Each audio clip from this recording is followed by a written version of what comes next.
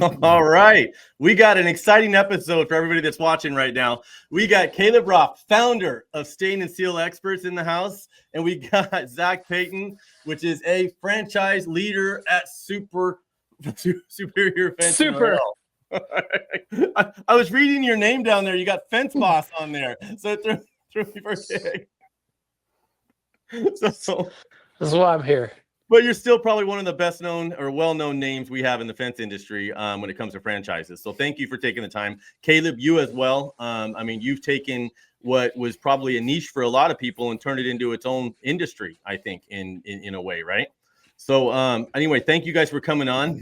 I wanted to give you guys a second to tell people who you are. Caleb, go ahead and start with you.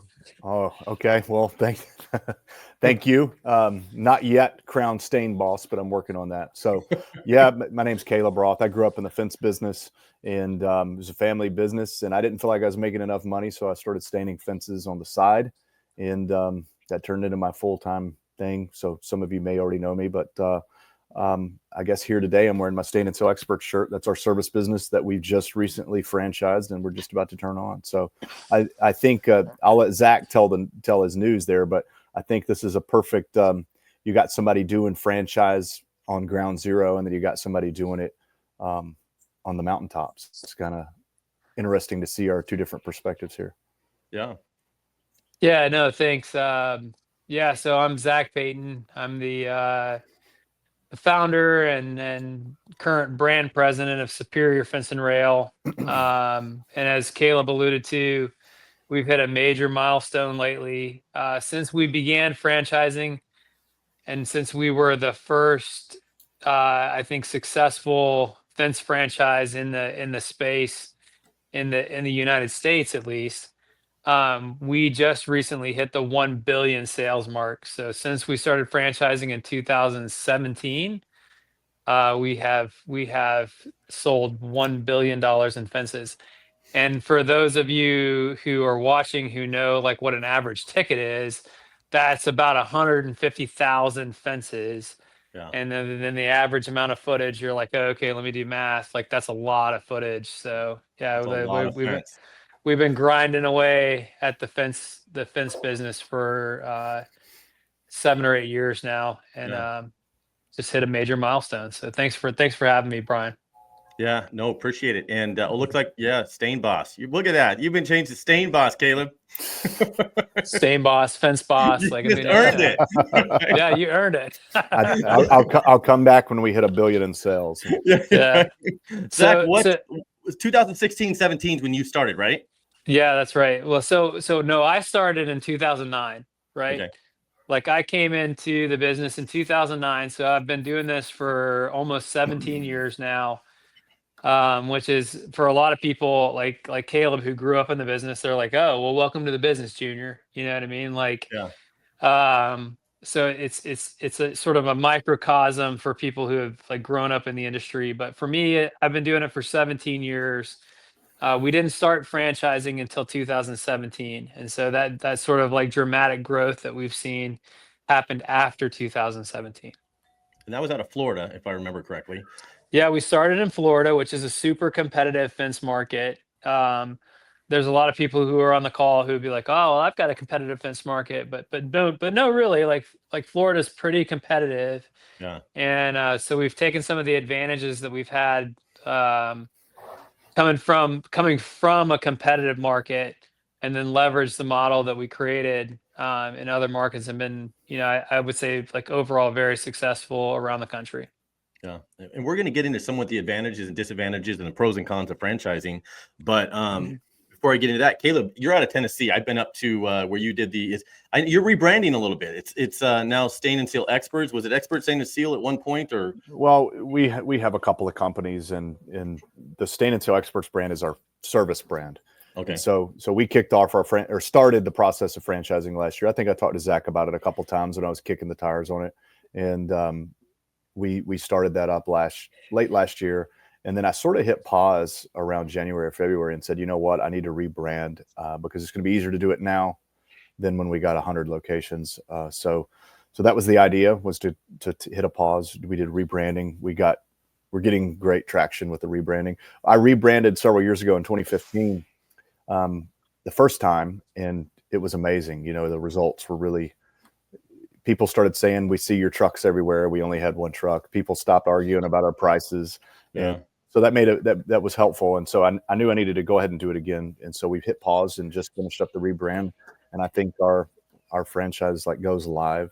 Like we're turning on the marketing to say, hey, do you want a franchise? Like, wow, that's awesome. Monday. So fresh. We're brand new. We're going to get into telling people how they can get going with a franchise if they decide to go that route, or maybe not after we tell them the pros and cons, right, guys? But yeah. No, but I tell this story. You heard me tell it before. Before the first time I really met you out in Tennessee, you know, at the Expert Stain and Seal. Was it called the Expert Stain and Seal University then, or yeah? So that was just Staining University. It was just kind of like our okay. own miniature fence tech for the staining industry. That was. Have you been to one of those, Zach? I have not personally been, but I have sent people to that event.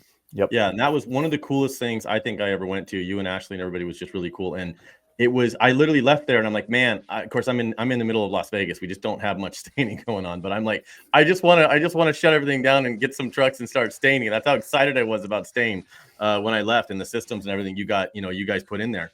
But if somebody I know there's a big difference between maybe getting a staining franchise and maybe one of yours, Zach. What does it take to start a franchise? Well, you know, for us, it takes a little bit of capital, right? Like we are,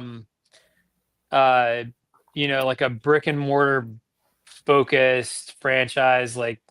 So we want people to buy like lease out a location, stock up on inventory. So like, I think our franchise disclosure document, which is sort of like the controlling document that says like, hey, like franchising is very tightly regulated, if you can imagine, because like franchising has been going on for 40 or 50 years in this country.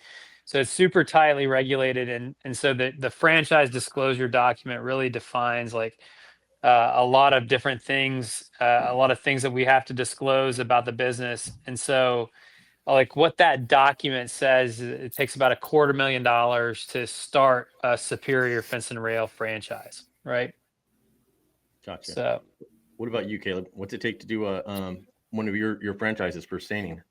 It's a little bit less. So we have multiple models, so we can start with a guy in a truck, you know, one small territory and a guy in a truck, or we have models where you can scale it out and have multiple locations. But you're looking at somewhere between 75 and 95 grand to start up with one of ours. Okay. So it's not that starting a franchise is just a lower barrier of getting in. I think that it's not like, because obviously you could just go get a business license, start a fence company, or start a staining company, start buying some staining, right? Mm-hmm. So I think, I'll give you my take on franchises, just from me being in the industry, and it's not my take based off of what everybody's saying or anything like that. And now this is me now as being, an association leader for the last, few years, and what our industry offers people, and what I felt it needed to offer people. And I think that, like you said, a lot of industries and trades have franchise has been going on for forever. Ours probably was a little slower, to catch up on it. And we've seen a lot of the VC money come in, and there's got to be a way for new people to get into our industry. And I think that in our industry, we kind of dropped the ball a little bit. So it's not that you guys all kind of snuck in my eyes. I think that we kind of dropped the ball, and we didn't offer some of the stuff that franchises were offering people. And that's kind of on us. When I'm talking about like some of the supplier connections and the training and the support and things like this, when you were a new guy trying to break into our industry, we weren't the most friendly, to be honest, for fencers anyway. So I think we kind of left the door wide open for it, and then it just kind of it kind of grew, and you guys are kind of feeling a niche in a way, a gap that needed to be filled.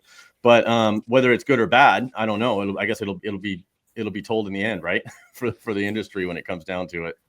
What do you guys think? Yeah, look, I can say this. Like, I came in from I've seen it both ways, right? Like, I came into the business, and I didn't have the franchise model behind me in 2009 when I started my business, and it was a really tough time to start a business just in general, but it was also in like home improvement, right? Because 2009 to 2012 was probably like one of the weakest periods economically for home improvement Sure. businesses that we've seen.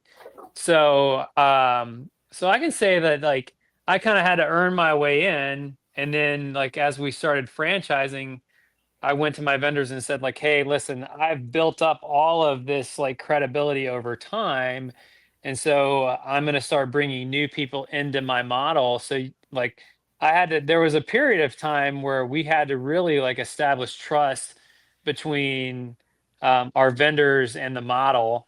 And then like what I've been able to prove over time is that like, hey, like under our model, the bad debt, which is the real scary thing for vendors, right? Like so Right. for vendors placing their trust in like an unknown like new startup is very difficult to do. And so what we've been able to do is say like, okay, well, hey, let's bridge that gap between like how hard it is to trust like a brand new business, uh, but rather like trust a brand new business that's backed by this like great model. And so we've been able to kind of bridge that gap with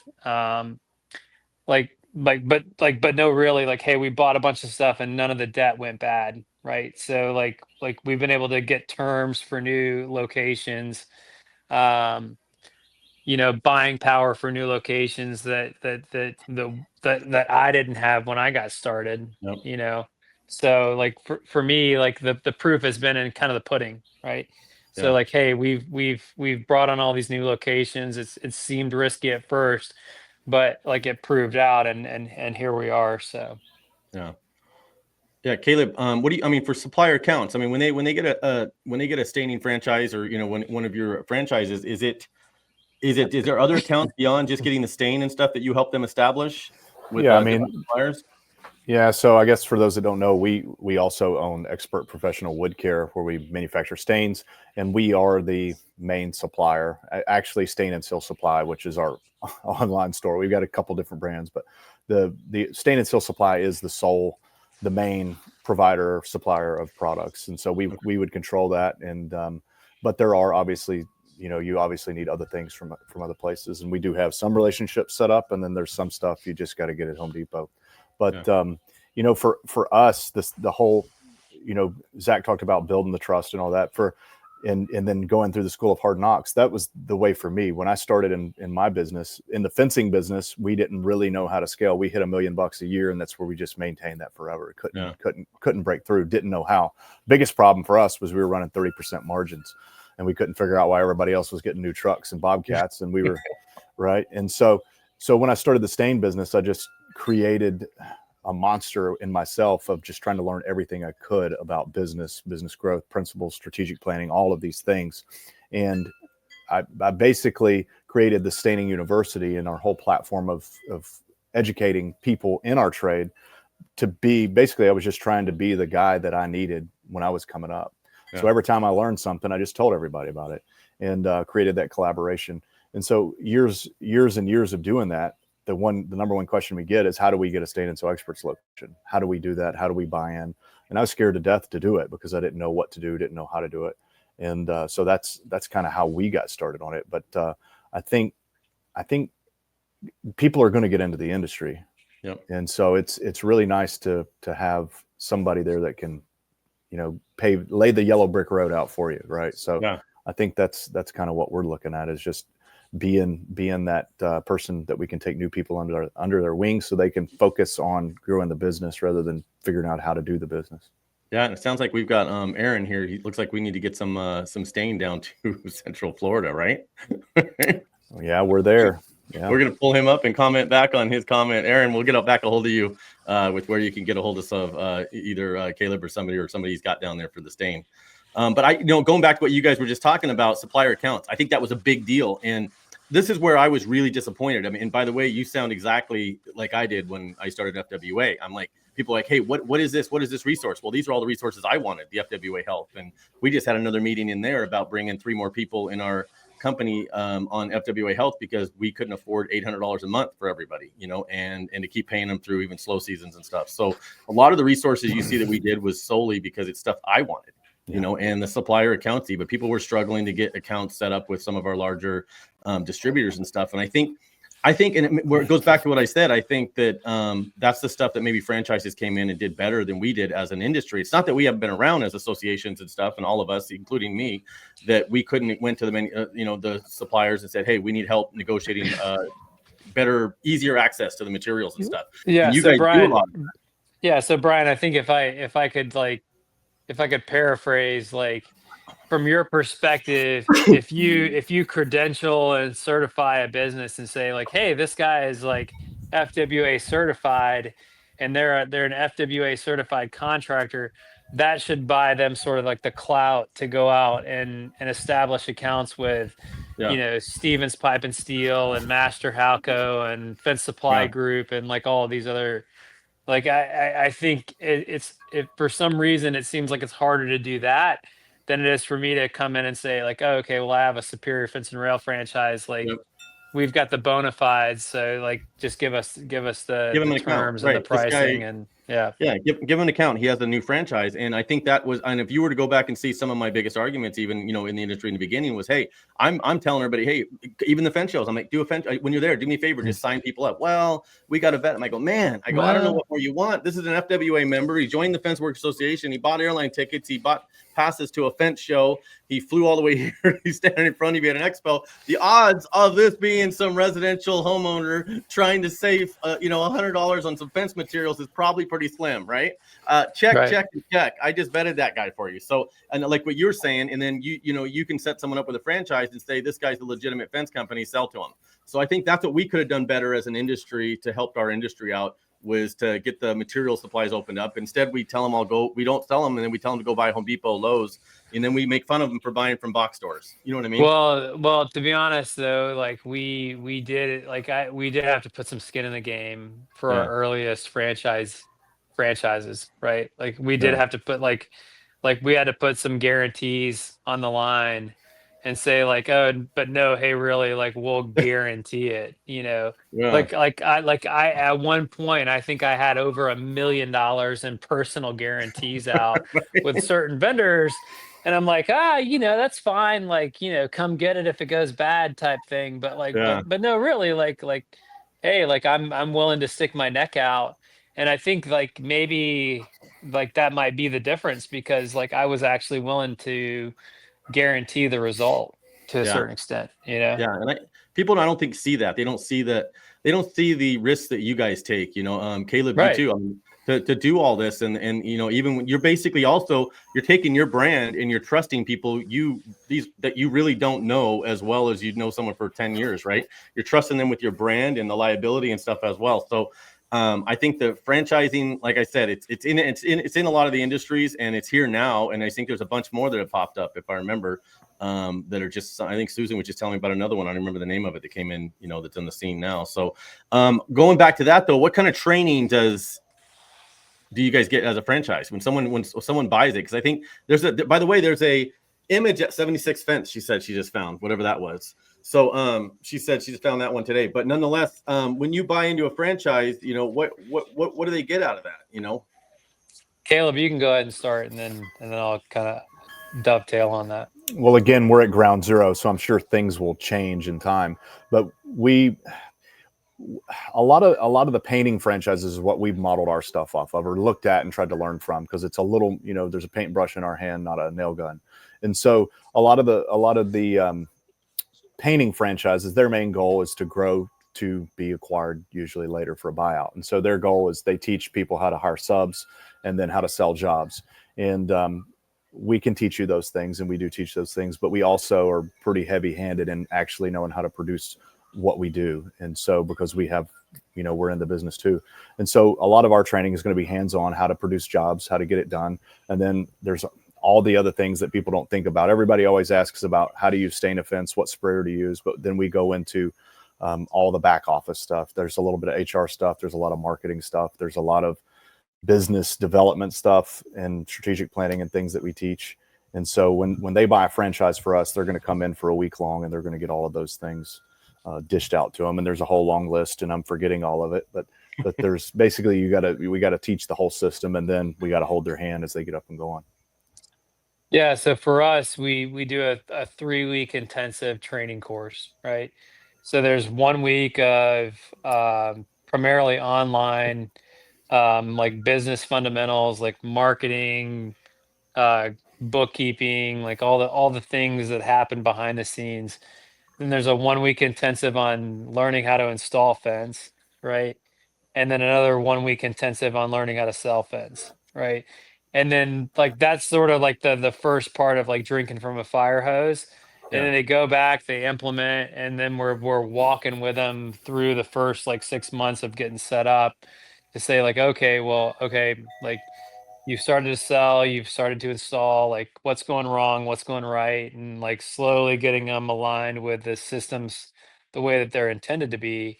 And then, the goal being like 6 months after starting operations that they are like mostly aligned and rocking and rolling and at least at operating at break even. Yeah. Right. And the reason I'm asking is because there's this perception, I guess, with some people that if it's a franchise or a Superior Fence and Rail or whatever franchise it is they're not as skilled, not as, you know what I mean? Well, And yeah, that, yeah, like, yeah, great. Like, yeah, I hear all the bullshit on yeah, all the man, I don't want Facebook to get y'all forums riled and up, Zach. I'm just saying why oh I asked. yeah, well, like, all right, you got me all riled up. But like everybody go back to like I go back to my first like couple months in Yeah, business. Like the first 9 months, I tell people like I thought I would come in and like gain control of the yeah, situation and like get it under control within like 90 days and then like everything would be fine. But it took me at least 9 months to get like everything fully under control. yeah, And like we like there were some broken eggs like to make that omelet, you know what I mean? Like yeah, and like anybody who wants to like throw shade at like a new business, like go ahead and do that. Right. But like if you can't remember what it was like to be a new business and like make a bunch of mistakes and waste money over here or make yeah, a mistake or goof up an installation for a customer, like that's fine. Like, all right, that's fine. Like you never went through that or you did and you forgot. Like, all right, that's fine. yeah, Like yeah, whatever, like good for you.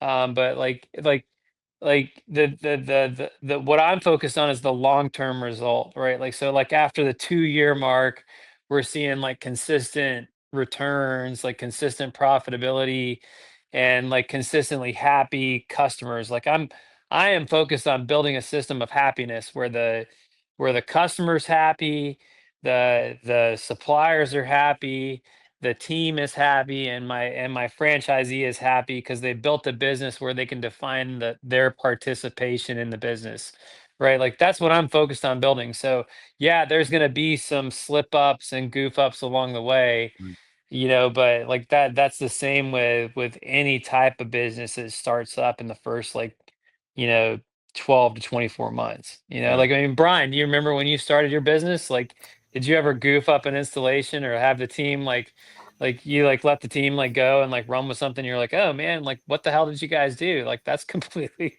that's completely wrong. I screwed shit Like, up today. I screwed shit up yeah, today. Forget about when I yeah, started. What do you yeah, mean, yeah, right? like today like that happened. But the Exactly. when you said consistency, you think franchises, and this would be probably for both of you guys, you think franchises may offer more consistency because of like you're developing systems with more of a standardization and maybe certain style of fences that you build at these locations, but do you think that it would kind of make it struggle a little bit more with unique or custom projects? Again, Caleb, I'll let you start and Well, I'll I finish. think, I think so. I think you are building consistency with your processes and systems and your branding and all that. So I think, especially if you inject core values into it and you make sure your people are similarly valued, I think you do have a higher chance of being um, in alignment, as opposed to a licensing agreement or hey, my friend's going to start another one of my company locations on the other side of town. I think it's just probably a better thing. And I think also in general, talking about new businesses, I think somebody that does go through any type, your 3 week intensive would certainly be better prepared than just starting from nothing. Hey, I'm going to quit my job, I'm going to start a fence company. I think there's that argument could be made. They're much more prepared than the average guy. Yeah, yeah, and for sure, like it's gonna kind of like winnow down, like make a small box of things like, hey, we're really good at the things that are inside the box, Yeah, right?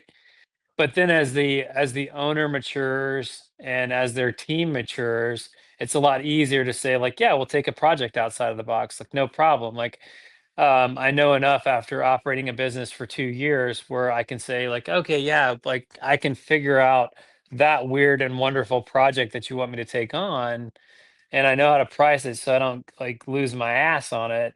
Whereas like early on, they might say like, "Oh no, it's outside the box. Like I don't want to do it," and like that's a perfectly valid response, right? Yeah.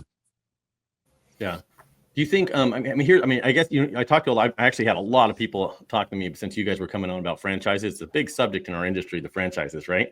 So it was funny how people were reaching out. Hey, you got Zach on there, and you know what I mean, stuff like that. And you don't have all the franchises going yet, Caleb, but you'll get it. I'm sure at some point you'll have a bunch going, and you'll upset some people in some areas. Once you get a bunch more of the franchises out there, but you think it kind of improves the baseline? I mean, some people say, hey, we think the franchises kind of improves the baseline of quality and service in the industry, right? Which so increases the barrier on that.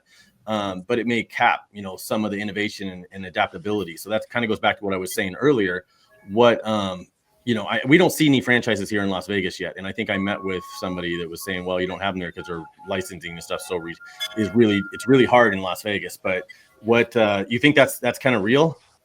Well, I think that like first of all, for Las Vegas, for me personally, like the demand for sort of like everyday consumer like backyard B2C fences is pretty low, right? And so like you've built a great business there, Brian, but like somebody coming in fresh who's, new to the industry, like that's going to be a tough go of it, right? Like there's more masonry walls in the like generally speaking in the desert Southwest, like Las Vegas, Phoenix, El Paso markets than there are anywhere else. And so for you it's a little bit unique, but yeah, like I feel like I don't know, I lost my train of thought. Like what were we do you talking think about? it improves? Do you think the franchises? I mean, of course, you're in the franchise side, so you probably think that. And some people said it improves like the baseline of quality and service, in the Yeah, industry, which kind of brings up the barrier a little bit. I think that it does. Like and the thing is like we're not coming into any market as the low price leader. It may seem like that at times, right? But like over time, like we're not the low price leader. We're not trying to be like Budget Fence Direct or anything like that. Like, like we're trying to come in and like compete with guys who are operating out of the back of their truck and competing with like guys who are operating off of really thin margins. Like, so for me, like I've never been the low price leader. And so I don't think that like that's the real like the thing that would have me concerned is like if a low price leader all of a sudden became very pervasive. Like I think that would be a real problem, but I don't think that's what we're doing. Yeah. Like here and there in some markets, some guys might feel like they're being undercut, but the reality is like we're not trying to undercut anything. We're trying to come in at market rates, because if I came in with Florida pricing in like Ohio, for example, like it really would be like a disaster. Like everybody would be like, oh no, it's a race to zero. Like, yeah, I know, dude, because that's like Florida pricing, but labor rates are different. The cost of acquisition is a little bit different in some markets for materials. So we're at the end of the day, like we're not trying to drive the market down. If anything, we're trying to like bring everybody up to our standard. Like, hey, like look at what you can charge to get a fence installed. Like it's not so bad, Yeah. And like you said, I guess I don't worry about it. We do mainly commercial and industrial. There's really not much of a residential market, like you said, here in Las Vegas anyways. So, I mean, I'm not saying you couldn't open up a residential company here, but it's just not what you think. I've measured the volume in Las Vegas, and like relatively speaking, it's like a fraction of the demand that we see in other markets. So it's like, okay, well, let's hold off on going to those places. Let's expand in the places where we know there's healthy demand. Yeah. They used to be like 10% of Like one point they were like 10% of our business and they were 80% of our headaches and nightmares. It was Right. I don't know what it is. You could give me a mile of fence 12 foot tall with barbed wire and razor ribbon, we'll knock it out. Give me 50 feet of like some wood fence or vinyl fence in somebody's backyard. We'll be out there for 4 months. I'll have a complaint to the contractors board. I'll probably get sued. We'll never finish it. I'll never get paid. Well, and that kind of speaks to like the overregulation aspects, Yeah. like in markets that are like really heavily regulated with licensing, and like really strict control over like the types of products that are installed and what's approved by the municipalities. Like those are the really thriving black market, Yeah. places. Yep. And it's not a place where fence contractors can come in and thrive and succeed. Yeah, not for a while. I mean, you could get in. It's a good city though. I mean, there's always work, and it's 7. It's No, we're 7 days a coming, week. Brian. Yeah. We're coming for you. And I'm gonna market the shit out of Las Vegas I got fence. some. You can bet your ass. I know that's right. You'll back to that. So We are. I'm glad you brought it up. So Caleb, marketing wise, are you looking to kind of start off in Tennessee area and move on beyond that, or what's your plan for getting out there, around the country? Well, we want to go nationwide, and I mean, there are some certain registration states we haven't registered in, but a vast majority of the lower 48 we're registered in those states and ready to do business there. So we do want to make a nationwide push. Yeah. So you've got any setup at all? You said you're just about ready to be able to. We've got about a half a dozen that are waiting for the first class and wanting to go. Okay. So, but talking about pricing and things like that, we've always been the price leader in our market. We sort of built the stain market in Nashville, and we get a bunch of guys started that, I don't want to sound derogatory, but chased our coattails for lack of a better term. And we were a company that had overhead. We had employees. We held them over the winter. We had overhead that other guys didn't. And so when the economy is really good, these guys just kept raising their prices up to be right underneath where we are. And every once in a while, you'll get one that says, "Man, you undercut me." And then I look at the quote we did, and like, we bid it at a 70% margin. What did you bid it at? And so you're gonna get some people that complain about you no matter what. There's but I think just like Superior, I've been around the fence business long enough to know Superior generally. I mean, I guess I don't want to say a bad apple in reference to Superior, but any business, you're going to get somebody that for some reason you're going to bid something out of the ordinary cheap or whatever. But I think in general, like, the idea of the franchise is to be profitable, because people are buying into a profitable system. They're not going to buy a franchise if the numbers aren't right. So, so I think overall, most franchisees, unless they've got some motive that we don't know about, they're gonna be competitive, but they're going to be profitable. Yeah. When I started, there really wasn't consulting. I mean, you had some business consultants that were just general business consultants out there, but now you've got a lot more people talking about how to bid stuff and pricing and people like that. I mean, back when I started, they'd say, "Hey, I'm going to say this, guys, by no means I'm telling anybody what to bid anything at. I don't want to hear it. But I'm just saying, we would start with, you take the material and, you double it. You take your labor and you double it. I mean, it was just, or you'd have that third rule, right? And this is literally how we bid everything back then. Some you'd make a killing on, some you wouldn't make money on, but there was no, there wasn't really trying to make your 15% or whatever they're doing at now. And it seemed like we were all making money and it was working, right? And then I think that as we get more and more, even like the general contractors and everybody that's starting to self-perform, and things like that, they have a different mentality where it's like, hey, we're okay making our 15%. And I think that's tougher, especially if we got consultants that, haven't really owned or operated fence companies, and they're used to dealing with contractors, actual GCs. They're subbing all the work out, right? So they're not really putting the money out for the labor and the material. They didn't have to sign on for, maybe there's a lien on the property, not the general, right? For the materials, a pre-lien or something. But so they can mark it up 15%. They're just making money on whatever the contracts are, right?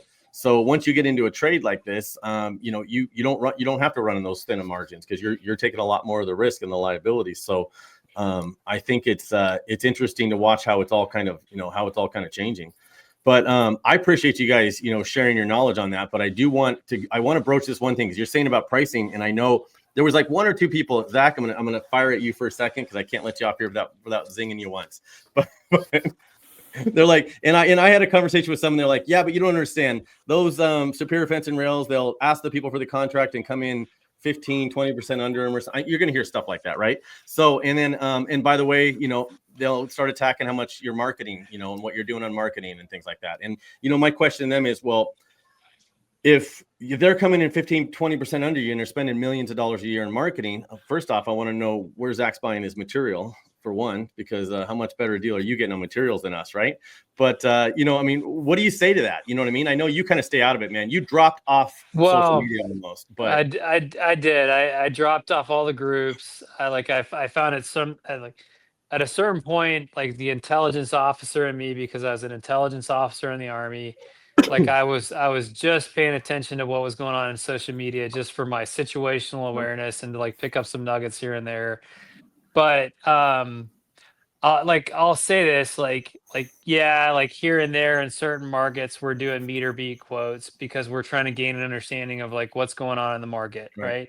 And so if you're starting up a new fence business and you don't know if your margins are correct, or if your pricing is correct, and you're like wondering like where you need to be with your price point so that you can win jobs at like a profitable margin, right?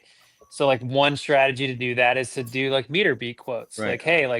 Like hey, listen, if so and so fence company offers you a competitive quote, like send me their quote and if they match our quality, we'll match our price, like that type of thing, right? But like once we figure all of that out and we figure out like what the price point needs to be in order to be competitive in any given market, like then it's like, oh, okay, well now we're going to go with our strategy, we're going to buy appropriately, and we're not going to try to like undercut the entire market in order to, like, I don't want to start the race to zero. You know what I mean? Like I don't want to be the guy that did that. Right. So, and then like when it comes to marketing, like, there's been a lot of chatter like here recently, like one of the forums blew up about like, like a certain campaign that we had to run. And like, I've had issues with other companies, like I didn't hear running, about like, anything. yeah, no, sure. Like I've had issues with companies like running marketing campaigns like this, like against us, and then like I've had guys call me and be like, hey man, what the hell, like why are you guys doing this? And anytime like somebody's called me and said like, hey, what the heck, like why are you guys doing this, I look into it, and if we're doing something that's not like purely white hat, that is like above the board, I put a stop to it and I figure out like why we got there, and then I put a stop to it, like that's all we can do. Like I like I, to like we I think I pulled out this metric out of my hat, like when I was responding, like we've had like 3 million impressions per month of our ads out there, and I've only ever had to deal directly with like one or two instances of like, hey, why are you guys doing something that seems like it's black hat? And I'm like, all right, well, like, hey, let me fix that. Like we fixed it, and then like we moved on down the road, you know what I mean? So like sure, like drag me out into the public forum, that's fine too. Like if you feel like you have to do that, that's fine. You know what I mean? But like I'm also like, I think fairly approachable for most guys in the industry. That if you have a problem with something we're doing, like like I'll take a look at it, and if it's valid, then we'll fix it. And we've done that a couple of times lately. But I don't feel like we're doing any, like I know for sure that we are trying to do everything like above board, like, but if you're like Las Vegas fan. not to pick on you, Brian, but like Las Vegas Fence, or like Nashville Fence Company, or like Memphis Fence, or like if you're like just a generic like name associated with a municipality, like we're probably gonna like irritate you a little bit, and I'm sorry for that, but I'm also kind of like not sorry.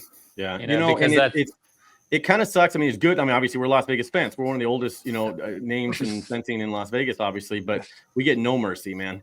It's just like, so there's, I mean, but back when we started doing it, it was yellow pages. When I first started doing fencing, there was none of this online stuff. So I miss those days. You spent $800 a month or $1,000 whatever dollars a month, and you just had an ad in the yellow pages, right? And they'd flip through and they'd call you. Now I feel like all these SEO companies, all these marketing companies, and all these ones that are doing this, it's like, here's what it feels like. It feels like they went and they built a sign in front of my sign out front, right? And then all the people driving by see their sign and they charge me for my own lead I would have got if they wouldn't have built that sign in front of my business, right?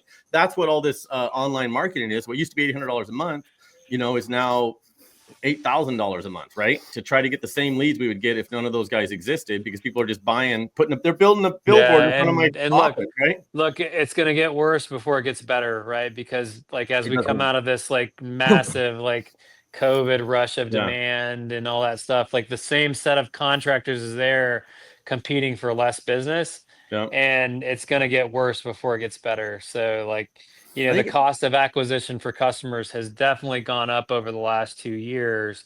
We've seen that, and it's like it's an adapt and overcome situation, right? You either adapt and overcome, or you go out.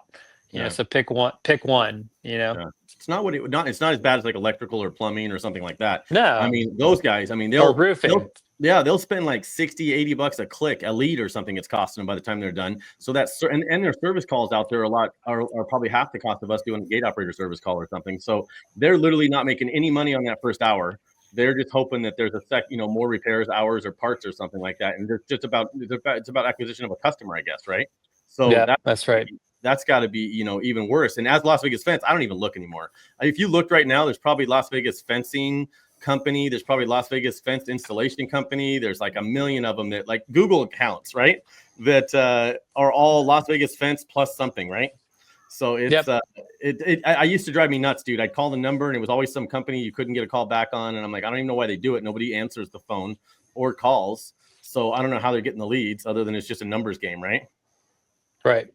Yeah, but Caleb, do you do any AdWords at all or anything like that? Any kind of marketing?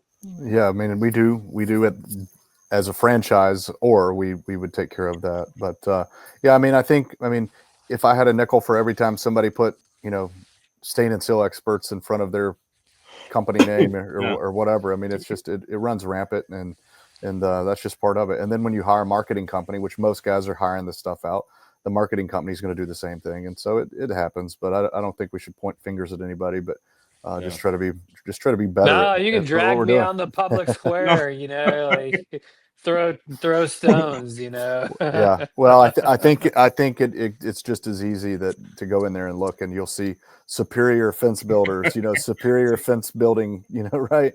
And so you're going to get it. It's just it's a name game and a numbers game, and so it is what it is. Yeah, but thanks for addressing that, Zach, too. I know that was kind of a subject. Man, that was a couple weeks ago we talked about that, right? Yeah, and, it was. That kind of popped up, and I see all that, and I always get a bunch of even as FWA, we get a bunch of calls. Hey, Brian, what can you do? I go, what do you want? What do you mean? What can I do about that? I go, what do you? There's no button I can push to make it affects how people market. And I think if you do a good enough job out there, and if I think I'm a big organic lead person, so I'm not. I never really worry too much about what the competition is doing. My number one with all of our folks is like, hey, like first do good work. You know what I mean? Yeah. And so if you first do good work, if you establish like good rapport with customers, if you're able to like generate good like online reputation for your business, like everything from there is like so easy. You know what I mean? Like like the marketing efforts, like all of that stuff just gets so much easier if you're first like doing good work.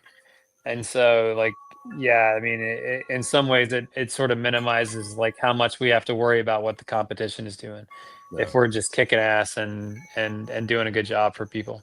Yeah. So Caleb, what advice would you give somebody that's looking, and I'm going to ask both of you guys this, what advice would you give someone that was, before they actually started talking to you, or something they should think about or do before they thought about starting a franchise with one of you guys? Well, I guess they probably need to sit down and figure out what their goals are. What are you trying to achieve with this? A lot of guys start a business because they want to grow an empire. They want to change lives in their community or whatever. And other guys do it because they can't pass a drug test, and there's everything in between. And so I guess, you just really got to know what you're looking for. And if a franchise is a good fit, go find one. And you may end up buying a popsicle stand franchise. You may find out that fence or staining isn't for you. So I think just figuring out what you want in life would be the main thing. I think my experience, I've always worked with different type of entrepreneurs than what we're seeing come through with the franchise space. The franchise guys seem to be a lot more serious about going they want to go from 0 to 100 very quickly instead of taking things slow. They want to go right in. They don't want to lift it. They say that's the thing I've heard over and over. I don't want to lift it. I want to start off and I want to do this right. And so I think it may be a totally even different type of person than the average fence builder. Would you agree with that, Zach? Is that what you're seeing? Yeah, I mean, for me, for guys coming from the industry, if you really want to like embrace this concept, um like some of the like honestly, some of the worst results that we've had have been from people within the industry, right? Like coming into our model. So unless they like were born out of like my business in Jacksonville, Florida, um they have a really hard time, even though like Brian, to your point, like, hey, we got to $1 million and like couldn't seem to get past that point. Like even though like that's the case, even though like they've like bumped up against these thresholds, they're like super proud of the name that they built and like whatever systems they built to like get to that point, right? So if you're cool with like kind of throwing everything outside of like building fences like out the door, Yeah. and then like from like a business standpoint, like kind of like ripping your model apart and then like re-implementing with like what we have to offer, then I'd say like yeah, like what we have is for you. But if there's too much pride of ownership, if they like for like retreads within the industry, like if there's too much pride of ownership, if you can't let go of the way that you've been doing things, even though it hasn't worked, like it's just sort of like this pride of ownership like obstacle. If you can't overcome that, then like that's fine. Like keep doing what you're doing, and like I think eventually like some of those guys will like overcome and like persevere. But like what we have to offer is just like a whole different way of thinking about it. You know? Yeah. I agree with that. I think that really shines light on what I'm beginning to see in our journey on this. Is I would second that. Yep. If you could go back, and this is more for Zach, because I know you've got your what you're getting set up. But now looking back, Zach, at what you've done, is there anything you'd have done differently when you first started this thing? Back in 16, 17, when you started the franchising part of it, is there something you could look back and say, man, I wish I'd have known this when I started that? The only thing that no, I mean, really, honestly, like nothing about it. You know what I mean? Like we came into it, we shoestringed. Like my partner and I, like really, like just funded the franchise business out of like our own like really successful fence businesses, right? We didn't invest a whole lot above and beyond like what those businesses could bear. Yeah. We didn't go too fast. It seems like we've expanded a lot lately, right? Like we've gone from 50 to 100 locations like really quickly. But like we started off like super slow. Um, even when we got to the point where we were like, hey, let's sell this to somebody else and let them deal with it. Like I've stayed around for the last 3.5 years after the acquisition and sort of like babysat the whole thing like all the way through. Like there's not really much that I could go back and say like, man, I wish we had done like this differently, other than like during like the rapid expansion years, if we had just been like a little bit pickier about like who we let in.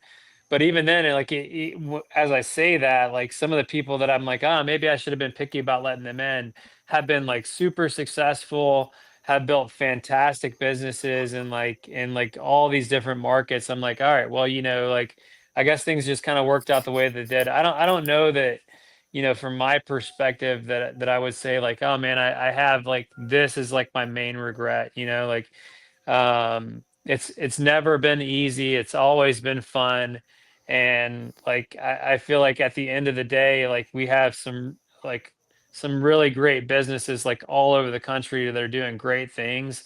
And we're poised to become like I said at the beginning of the episode, like we hit $1 billion in sales. Like I want to be a business that's doing $1 billion a year in business. And I think like we're on our way to doing that. And so like it's hard for me to look back and say like, man, I wish we hadn't done this, or I wish we had done this differently. Like I honestly don't think at this point in time that I could say that I have any regrets right now. Wow, that's great.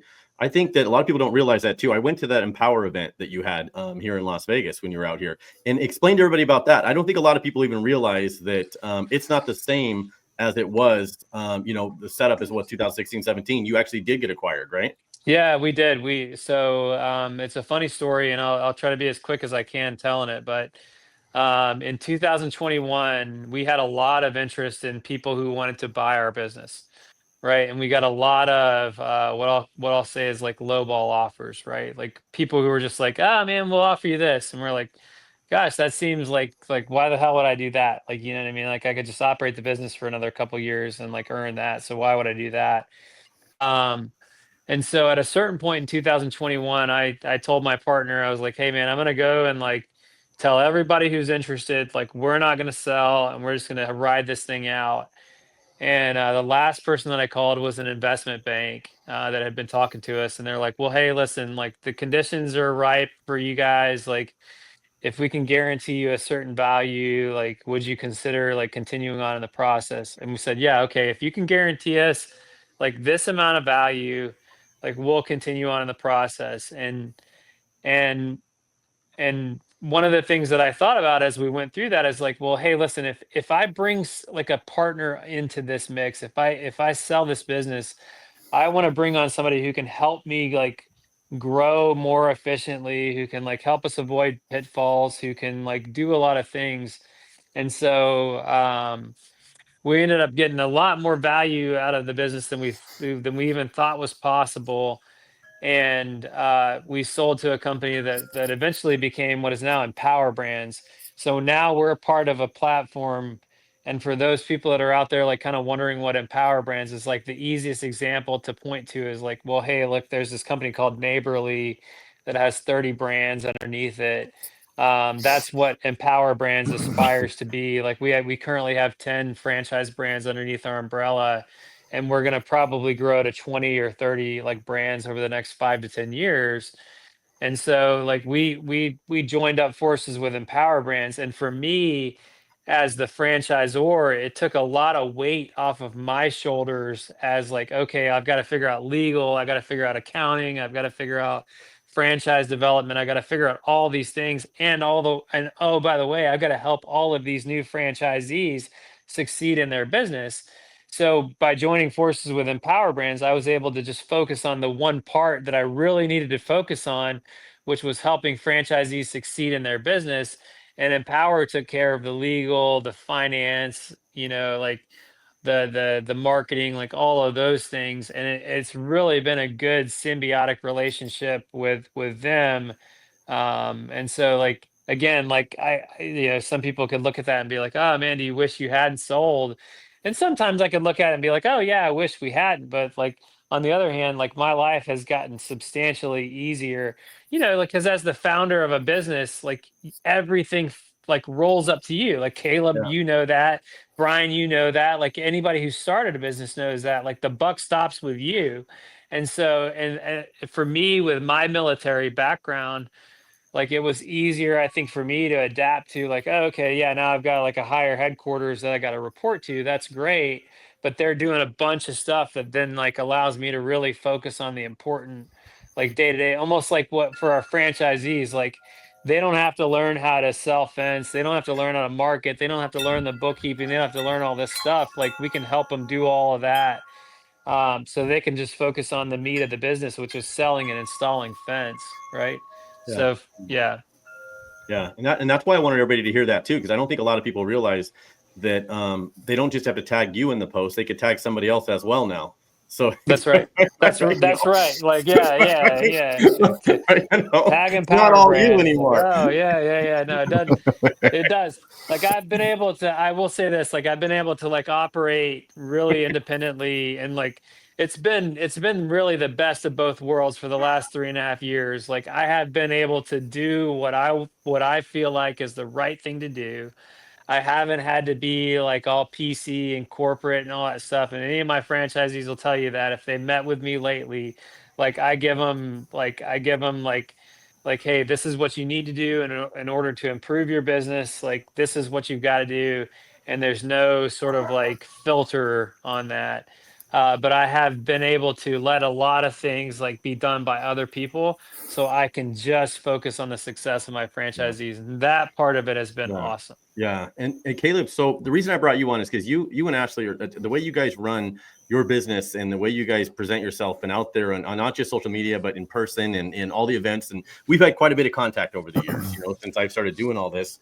I have just an amazing amount of respect for you guys. So I was excited to hear you would be doing something. And I'm excited to see what happens to your franchises. So if there's something we can do to help or something, let me know. And I'm interested to see how quickly and how well you grow without doing all those tactics that Zach does with his marketing.